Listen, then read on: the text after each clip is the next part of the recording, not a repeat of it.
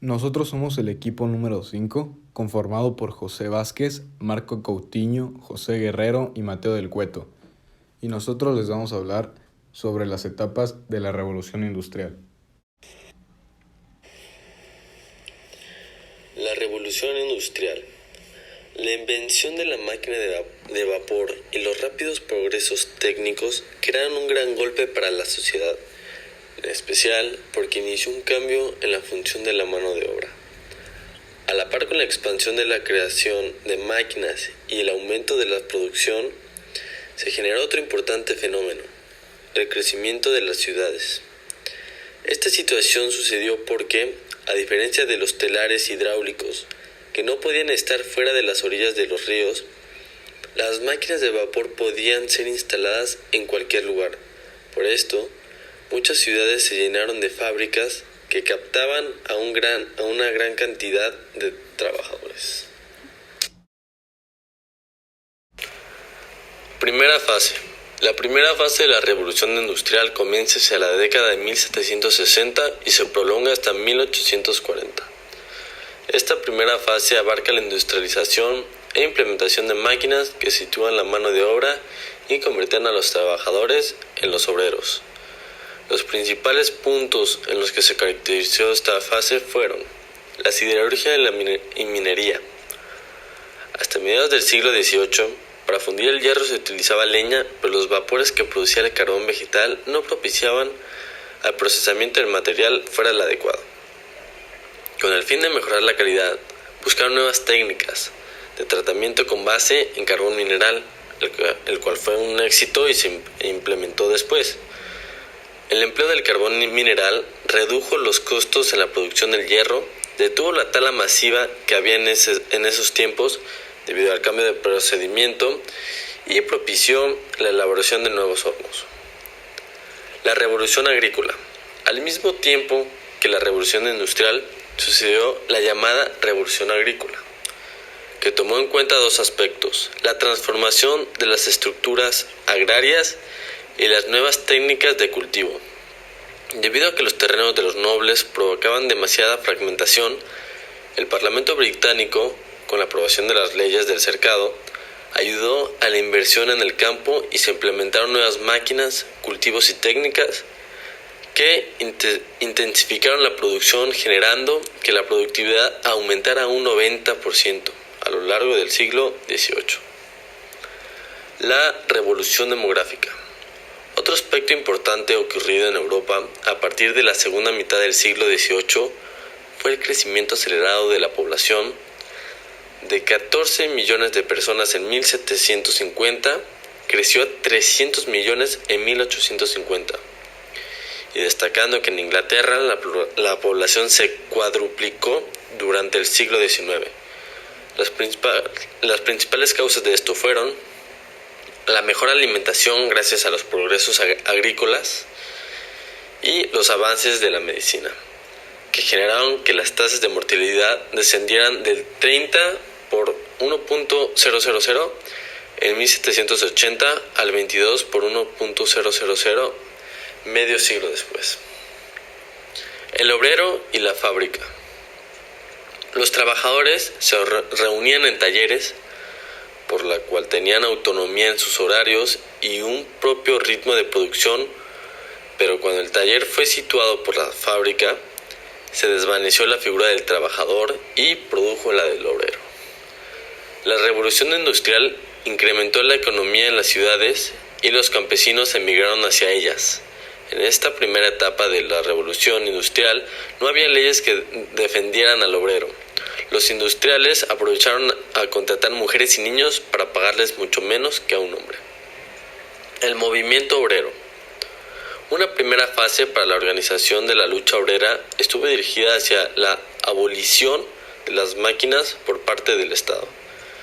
Debido a que provocaban desempleo, recurrieron al Parlamento con el fin de que ésta creara leyes que prohibieran el uso de máquinas, puesto que no sucedió. Los obreros decidieron que destruyendo las máquinas solucionarían el problema. Esta acción recibió el nombre de ludismo. El gobierno inglés asumió una actitud dura frente al ludismo y decretó la pena de muerte para quienes dañaran las máquinas o participaran en su destrucción.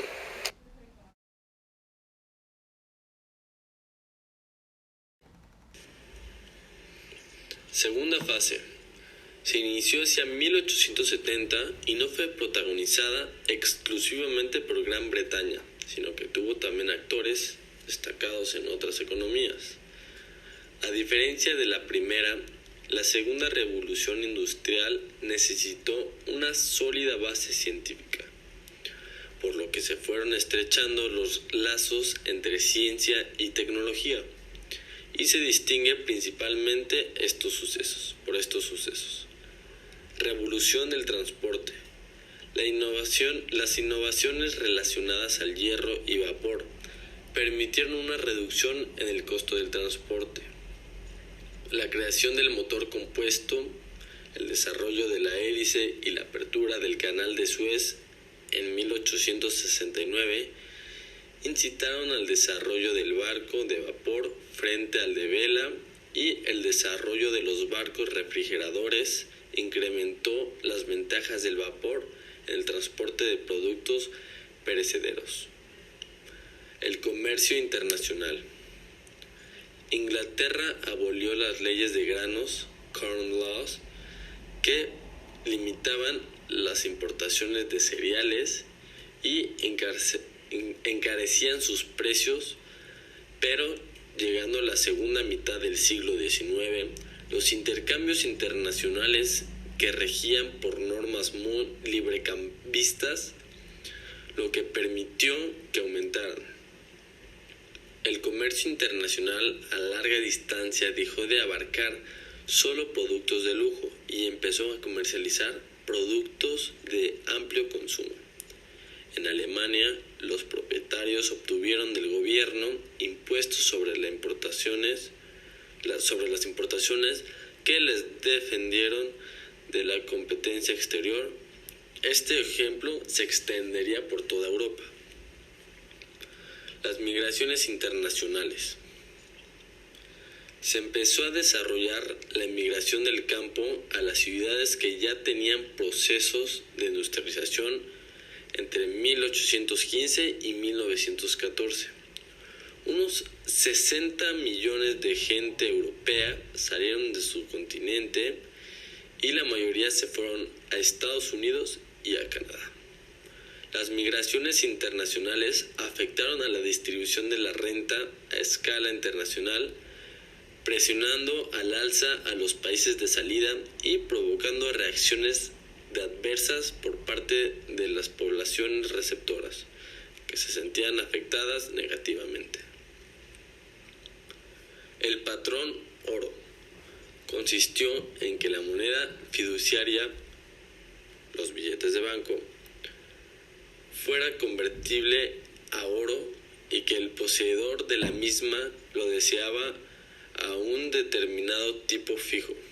El oro podía circular libremente dentro y fuera de las fronteras nacionales, por lo que acabó convirtiéndose en moneda nacional. Inversión extranjera y primeras multinacionales. Durante la primera globalización aparecieron grandes multinacionales. Una parte sustancial del ahorro internacional estuvo financiado a través de la City Londonese, la inversión en capital social fijo, ferrocarriles, puertos, servicios municipales, comunicaciones en países ultramarinos.